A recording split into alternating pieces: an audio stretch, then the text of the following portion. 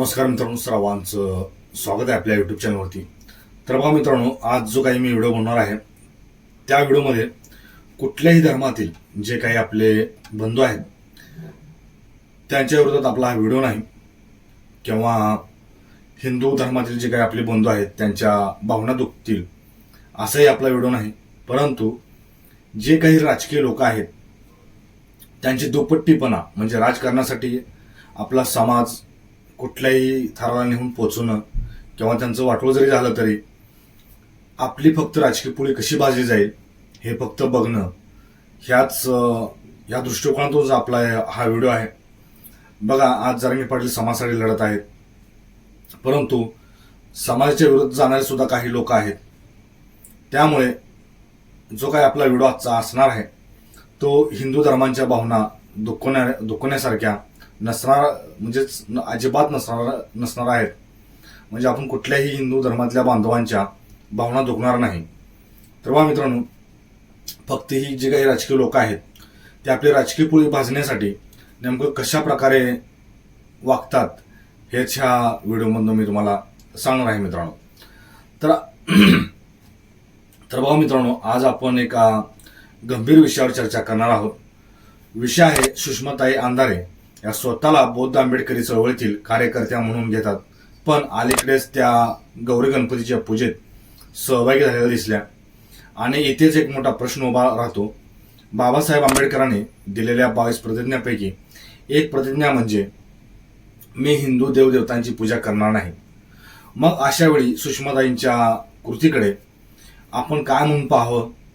श्रद्धेचं धोरण की राजकारणाचा मुखवटा? बाबासाहेबांच्या 22 प्रतिज्ञा डॉक्टर बाबासाहेब आंबेडकरांनी 14 ऑक्टोबर 1956 बौद्ध धर्म स्वीकारला. त्यावेळी घेतलेल्या 22 प्रतिज्ञा फक्त धार्मिक नव्हत्या, तर त्या सामाजिक क्रांतीच्या घोषणा होत्या. त्यात स्पष्टपणे म्हटलेलं आहे की मी ब्रह्मा, विष्णू, महेश यांची पूजा करणार नाही. मी गणपती, गौरी, शिव, पार्वती किंवा कोणत्याही हिंदू देवतांची पूजा करणार नाही. मी कोणत्याही प्रकारच्या अंधश्रद्धेला बळी पडणार नाही. म्हणजे बौद्ध धर्म स्वीकारणं हे फक्त नावापुरतं नसून तो जीवनशैलीतील बदल आहे. पण आज आपण काय पाहतो? बौद्ध धर्म स्वीकारल्याचं सार्वजनिकरित्या सांगणाऱ्या, स्वतःला आंबेडकरी विचारवंत म्हणवणाऱ्या सुषमाताई थेट गौरी गणपतीच्या पूजेत दिसतात. प्रश्न असा आहे, हा केवळ व्यक्तिगत श्रद्धेचा प्रश्न आहे का, की राजकीय दिखाऊपणा? जर तुम्ही बौद्ध आहात तर प्रतिज्ञा पाळल्या पाहिजेत. जर प्रतिज्ञा पाळल्या नाहीत तर मग बाबासाहेबांच्या नावावर भाषण देण्याचा नैतिक अधिकार तुम्हाला आहे का, हे तुम्ही स्वतःलाच विचारा. बौद्ध समाजासाठी एक माझा संदेश आहे. बौद्ध समाजाने हे लक्षात घेतलं पाहिजे की आपले नेतेच जर प्रतिज्ञा मोडणार असतील तर सामान्य माणसाला काय संदेश जातो? प्रतिज्ञा मोडणं म्हणजे बाबासाहेबांच्या कार्याशी विश्वासघात करणं आहे. बौद्ध समाजाला गोंधळात टाकणारे हे नेते प्रत्यक्षात आंबेडकर आंदोलनाची हानीच करत आहेत. हा प्रकार फक्त धार्मिक नाही तर राजकीय दुपणा आहे. तो आहे एका बाजूला दलित आंबेडकरी जनतेसमोर मी बौद्ध आहे, मी आंबेडकरी आहे अशी प्रतिमा तयार करायची, आणि दुसऱ्या बाजूला हिंदू मतदार गटाला खुश ठेवण्यासाठी गौरी गणपती यांची पूजा करायची. म्हणजे श्रद्धा नसून राजकारणाचा हा खेळ आहे. लोकांसमोर दोन तोंडी वागणं हीच खरी डोंगी वृत्ती आहे. सुषमाताई अंधारे यांचा आजचा हा प्रकार हा फक्त व्यक्तिगत चूक नाही तर आंबेडकरी चळवळीच्या मूलभूत विचारांचा अपमान आहे. बाबासाहेबांनी दिलेल्या 22 प्रतिज्ञा म्हणजे चळवळीचा पाया आहे, आणि जो त्या पायालाच तडा देईल त्याला आपण कसा नेता मानायचा हा एक मोठा प्रश्न आहे. आज बौद्ध समाजाने ठरवायला हवं, आपण अशा दुटप्पी नेत्यांना दाद द्यायची का, की बाबासाहेबांच्या खऱ्या विचारावर ठाम राहायचं?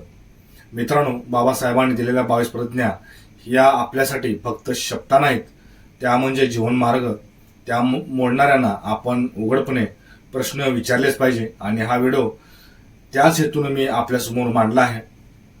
तुम्हाला जर ह्या व्हिडिओबद्दल तुमच्या प्रतिक्रिया जरूर द्यायच्या आहेत, कारण आणि पुढेही शेअर करायचा आहे मित्रांनो हा व्हिडिओ, जेणेकरून जे काही आपल्या समाजामध्ये जे काही अशा व्यक्ती आहेत त्यांच्यापर्यंत त्यांचे झोपा उडायला पाहिजे आणि आपण करतो काय आणि आचरणात आणतो काय.